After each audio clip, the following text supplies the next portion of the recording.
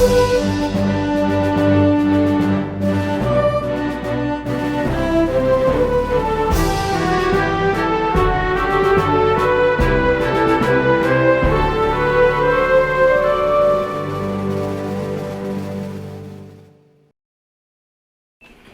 everyone, I'm Dean Kelley with the Georgia Transparency Coalition, and we're in an undisclosed location somewhere in Walker County.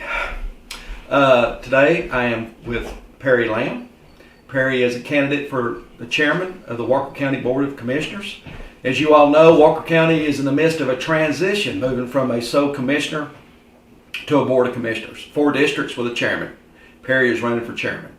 Perry ran 4 years ago as an independent and got an unbelievable amount of signatures on the ballot that you had to get to qualify, which was a feat in itself. But anyway, Perry, thank you for being with us today. Absolutely. We're going to sit down and have a nice conversation about Walker County and what his plans are for Walker County. Perry, for those that don't know you, why don't you just kind of give a background and introduction of who Perry Lamb is? Those of you that don't know me, I've been in this area of the country for 25, 26 years. I've been in Walker County it's been 12 years now.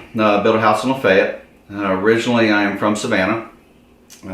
Grew up a few years in Savannah and then went to Tampa and went to school through Tampa. When I was in Tampa, that's where I got my education through as a surgical tech, and then also working at the city of Tampa. I guess the School of Hard Knocks was in Tampa. But then I moved up here 25 years ago, took a job at Erlanger, and been here ever since. You know, when I was at Erlanger in Chattanooga, and I was living in Chattanooga, it was the area out here that I really, really liked. The mountains and all. I got a good feel of the area because I was on Hamilton County Stars doing search and rescue. And there was a lot of rescues we did. Signal Mountain, Pigeon Mountain, the cave. We helped with the caves. Since that wasn't exactly my thing to do, but that's where I discovered Walker County. So when it came time to, absolutely put down roots, know where I was going to be the rest of my life, it was a pretty easy choice with being in close proximity to Chattanooga, good jobs in Chattanooga, and not a horrible drive, which is what brought me out here, and the mountains and just activity and the people. Grandparents grew up in a little town in South Georgia, and it was very much country. So this county has a little bit of both. It's got a little more urban, but it definitely has some great rural areas. Oh yeah, beautiful county. Yeah. Of course, you've been involved in politics for quite some time in Walker County, at least the last 4 years. Yeah, 4 years, five years. Just not that I was ever political, but like all of us, when it starts hitting your pocketbook, that's when you start. Yeah, that's right. You start feeling it. Attention. Of course, Walker County's gone through a lot the last few years. Just tell me, what's the motivating factor? What's pushing you to want to run for this position? When where are we? 4 years ago? Mm-hmm. I went to, and actually it was probably 6 years ago, I went to a meeting, and it was about the industrial park. Mm-hmm. And I stood up and, I voiced my opinion and my concern, and I told him, I said, we can't continue to spend money like this. We can't spend money on things that are not benefiting the people of the county. I heard a lot of people talking then that it was going to increase their taxes. They didn't have the money for it. And I could feel for those people. I didn't grow up in a real well-to-do family. We did okay, but we had to pinch every penny we could. So I stood up, I spoke, and I found that my voice was not heard. And neither was a lot of other people's. So I decided it was time to do something. So I tried to get a couple of other people to run. So look, y'all are from here, you've been involved in politics, do you want to run? No, I don't want to run. I said, well, if you don't, I'm going to. So when the time came, I decided to run. And it was, I had already knew that people wanted a board. That was absolutely what I wanted. I'm very much a believer in the Founding Fathers' principles. I want government that, is for the people. And I decided that, for my platform, pretty much that was it. That was going to be it. Board of Commissioners.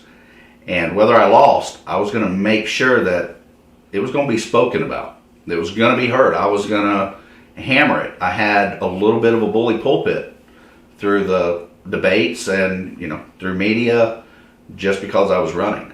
So getting the board was a huge part. And it's even now why I'm running.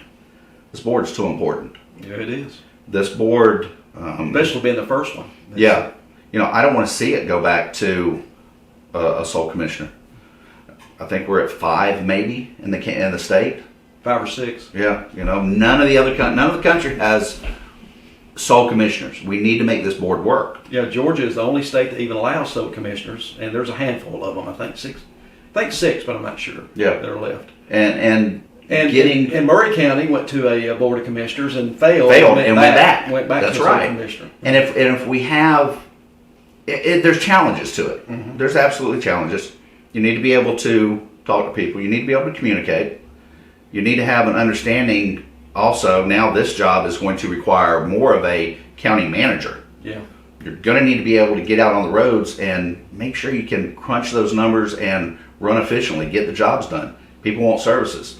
But you got to be able to sit back at that table and bring those other commissioners together and let them know that whatever decisions we make for our area, their area, but that it affects the whole county. Well, that's right. Walker County is a very large county. It takes an hour to drive from one end of it to the other.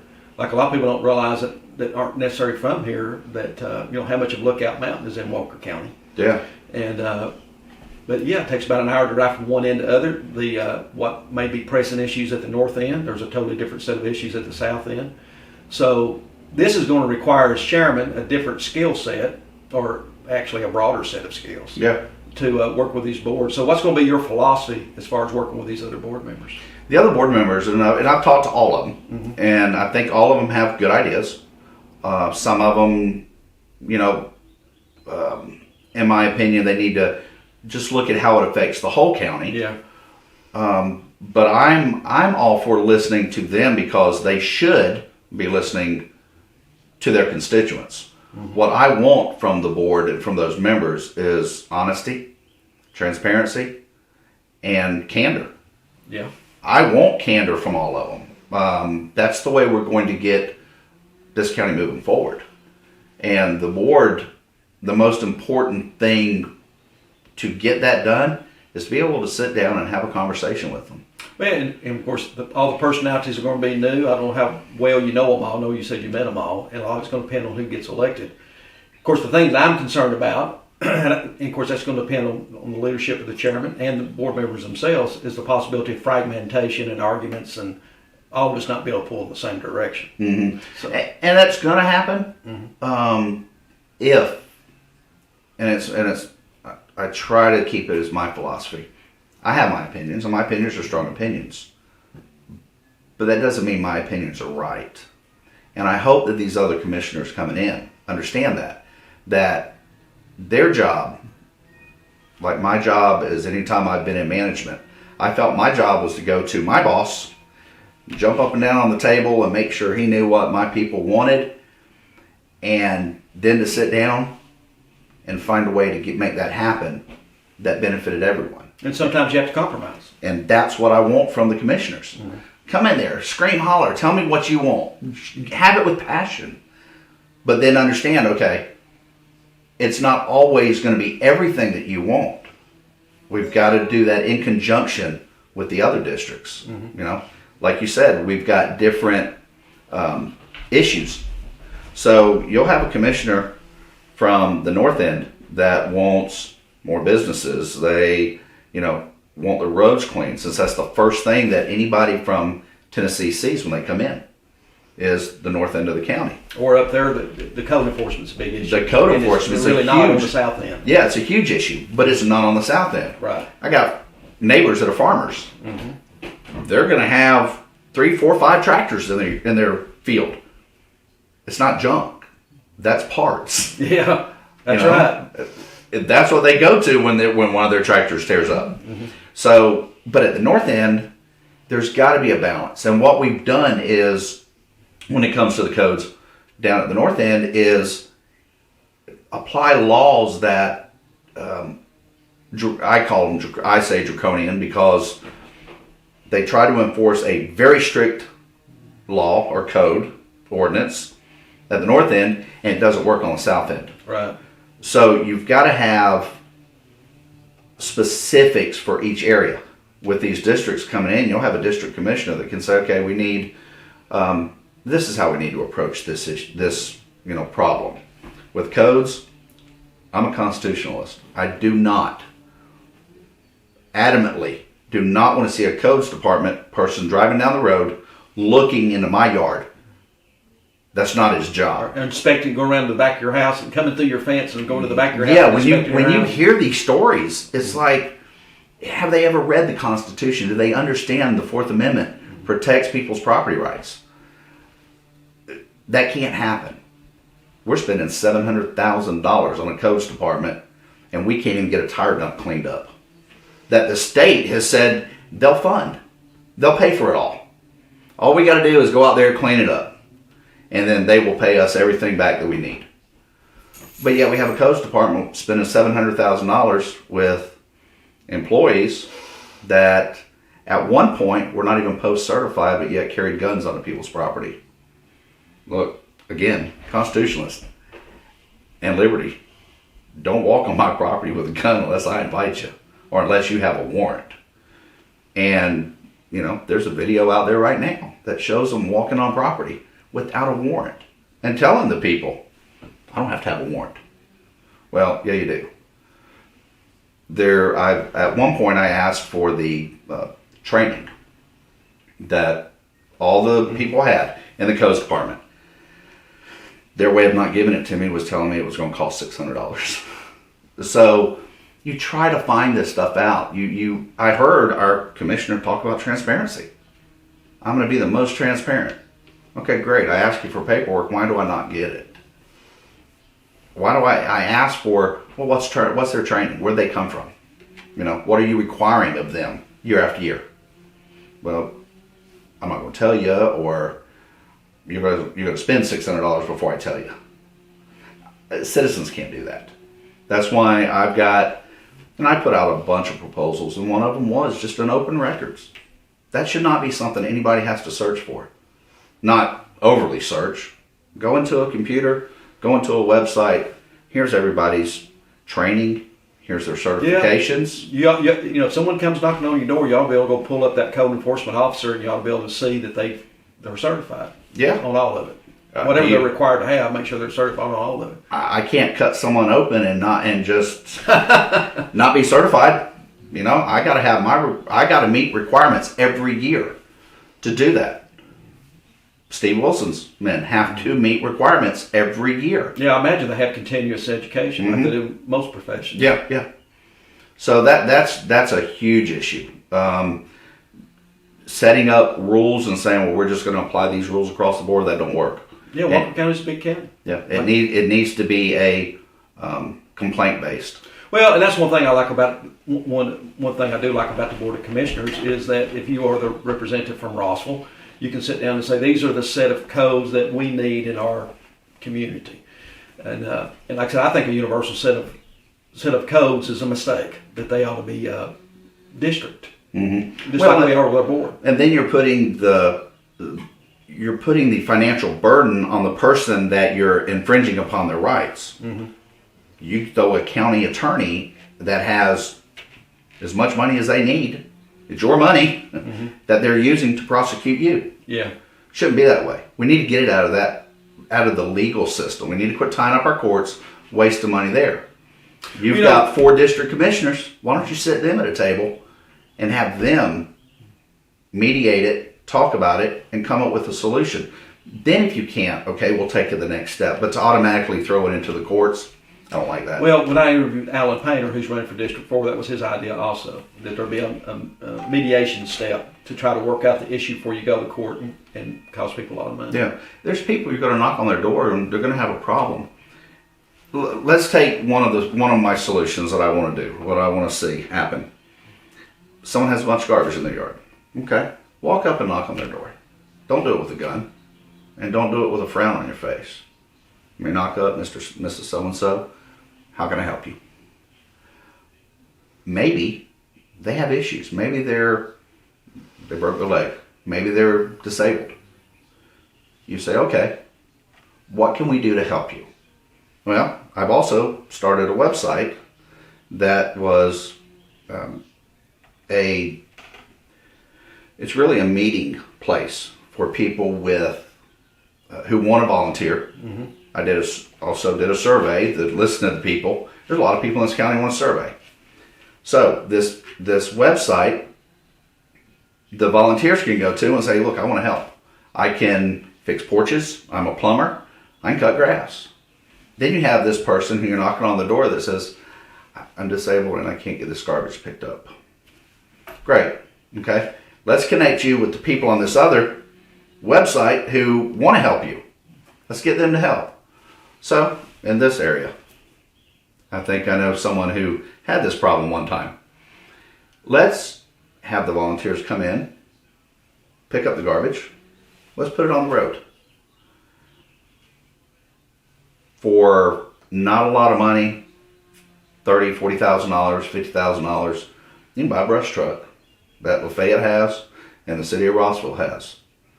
So now the county comes by, picks up the garbage, Picks it up. takes it away. It didn't cost a lot of money. What it took was looking outside the box and trying a new idea. I've with this website, and I gave it to someone because I was going to save it until after the election, but when the COVID-19 thing hit, the tornadoes, people needed help. So I just gave it to someone and said, look, you just deal with it so it's not political. I don't want to take advantage of a crisis. I forgot how that saying goes, but yeah, I never let a crisis go to waste. Yeah, I kind of let it go to waste. I know of some people that were helped. I mean, a lot of people have been helped, but this one was one that I remember personally. 2 older ladies. They had gone for 3 weeks without hot water. A 70-year-old and a 90-year-old. Wow. Nobody was helping them. They made a call. There was someone put this on the website and said, these people need a hot water heater. What can you do? Someone volunteered a hot water heater. And some other people, they reached out to someone else and said, hey, can y'all go put it in? People said, sure. They went out there, put the hot water heater in. These people had nothing. And all it took was just making a connection between two people. But our governments failed to do that. They don't realize that their job is to help people. Not to pat yourself on the back looking good because you brought in this great big business that's not doing anything, or build a big industrial park that's just sitting there empty, or a bunch of empty promises that, down the road I'm going to do this and I'm going to do that. Just provide the services that people want. They want roads that you can drive on without tearing out your front end. They want ditches cut. They want a good water service, which we do not have. Our water system's falling apart. If we don't do something, it's going to get really bad. We're losing millions and millions of gallons. I won't say millions and millions. 1.6 million, I think, a year disappearing out of our system. I know that stuff. I came from the water department. Well, that's obviously leaked somewhere. It's a leak. There's no maintenance. Why do people get $400 or $500, $1,200 bills? It's because their meters aren't even being checked. We had a program in Tampa when I was at the water department. One guy. All he did was he went out and he changed 30 or 40 meters every day. He'd take those 30 or 40 meters back to the shop, tested them. Well, he rebuilt them first, and then tested them to know that they were dead on accurate. The next day, he'd take those 30, 40, 50 meters out into the field, change out meters. That's all he did. But what it showed was there was no water leakage. People were not getting overcharged. Again, doing what the people needed, working for the people. And our government just doesn't do that anymore. They tend to think the citizens in this county are just piggy banks. You know, if we need to, we'll just tax them. We'll just put a fee on. That's not the way you do things. You've got to step outside the box. You know, I've got a program now that I can implement that's actually going to lower people's tax bills. All right, let's hear about it. Go into a little bit. We got time. Go into a little bit of detail. Tell us how this is going to work. And I'm going to make this as simple as possible because this is how it works. Do you shop at Food City or Food Lion or any of those? Walmart, yeah. Walmart. Food City also, yeah. Okay, so at Food City, you have a little card. Mm-hmm. When you go through, you give Food City, hey, here's my card. They swipe it. You go to get gas, and you put that number in. What does that do to your gas bill? Brings it down a few pennies. And that's all it is. Mm-hmm. You get these businesses, they work together. Local, I want local businesses. You go to a mom and pop pizza shop. Let's go. I'll try to be nice, even though I got some really good friends in the businesses. Let's go to a pizza shop in Chickamauga. Let's spend $100 on pizza. You give them the card. Hey, they swipe that card. You spend $100 here. Now the county's got to figure out how much of a money will correlate with what you spend. But that pizza shop can also go, you know what? If you'll shop with me, I'll give you 2%. And another one may say, hey, I'll give you 5%. Because if they can run efficiently, they can do that. They're still going to make the money, but they're going to have more people going in there. Mm-hmm. So let's say it's 2%. You give the card, you spend $100, there's $2. That $2 gets put into local bank. And you keep doing this over throughout a year. You spend gas, you go to I'm not going to say this is absolute, you could get Walmart in there, but it would benefit Walmart, it would benefit, all the grocery stores. If you did all your shopping here in the county, you're going to increase your tax. Well, of course, base. The reason why those Food Line and those other, I think Ace Hardware, I've got a card from them, Walgreens, I got a card from them. And of course, what they're doing is trying to get your loyalty and your patronage to them. Absolutely. So, like I said, you're talking about a similar program that make people be loyal and patronize Walker County. Yeah. And if you did that over time, think about it. You spend, I haven't sat down and figured, I know what I spend, which is a lot sometimes on groceries and stuff, but everybody's budgets are different. Mm-hmm. But if you spend, $10,000 on groceries, gas, and whatever in the county, and you get 2 to 5%, depending. Let's just take 3%. That's $300. So at the end of the year, when you go to write your tax bill, it's $300 off your tax bill. That's interesting. The program works. It's not brain surgery like one of them likes to say out on the videos nowadays. Yeah, it's Calvin, I think. Yeah. But that's looking outside the box. And these are not programs that cost the county money. These are programs that have been tried elsewhere. Do you know have you done any research on what the cost would be to implement something like that? Something like that one's going to cost about $25,000 to implement. Well, that's not much. And you can, you could talk to the businesses. I've talked to a few of them. They're like, God, if you're going to $25, okay. I mean, they're forcing some companies to get business license that I don't know if they really need it, but some of these guys, $25, they'd be glad to get into that kind of a program. It helps the people. Well, it help the businesses too. And that's all I'm trying to do with any of my programs was put programs in place that the new board had the tools to be, the commissioners had the tools to be the best commissioners that they could be. My job's not to tell them what to do. As a manager, help them be the best managers they can be. Well, of course, they're going to, like you said, their job is to represent their constituents. They're going to come and bang on the table of what their needs are, and they're going to work on their behalf. But ultimately, at the end of the day, they have to work with 4 other commissioners, and they have to look at what their needs are too, which hopefully will lead them to make decisions and compromise to do what's in the best. Because there's only so much money to spend. Yeah, you have a limited amount of money. You have a limited amount of money, and you got to be as efficient as you can. And that's where my background in road work and water systems and sewer systems, just management. I know how to do that. Or come up with a plan. We're going to do this here now, but a year from now, 2 years from now, whatever, we'll do this over here because this is the monies that we have to spend. We've got 3 accountants bookkeepers or accountants in the administration right now. You're not being criticized because, well, I'm going to go give it to someone else and let them do it. We've got laws that are not being followed when it comes to records, budget records, that they're not being followed because the people doing it are not aware, I guess.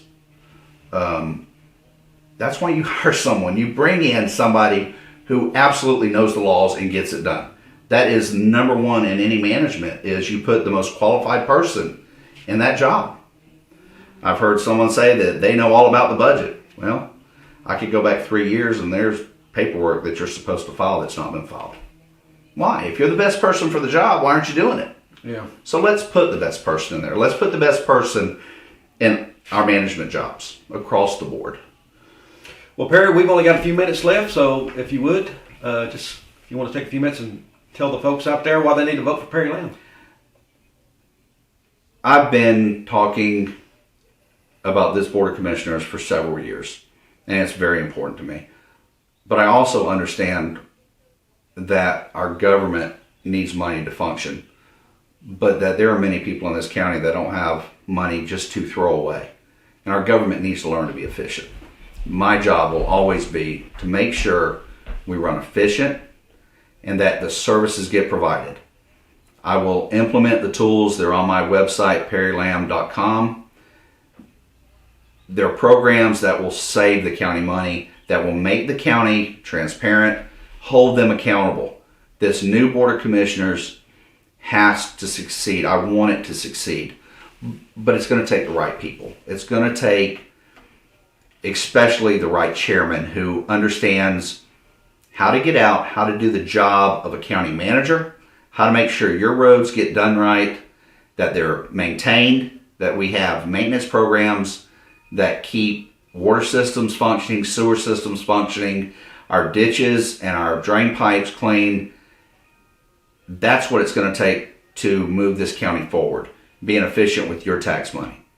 So we've got June 9th. June 9th. June 9th is the election. Most people have absentee ballots.